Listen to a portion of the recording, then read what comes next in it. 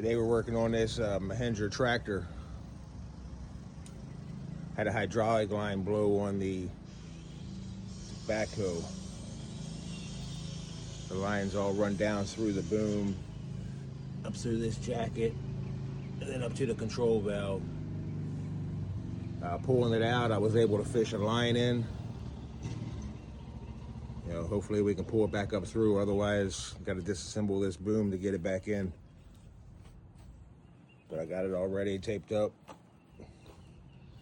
Getting ready to pull it in, see how it goes. Now the old girl's all back together. Everything's working again. Was able to fish the new line in, so I didn't have to, remove the backhoe. So that was a bonus. Now it's just time to pressure wash it and clean it up and put her back to work.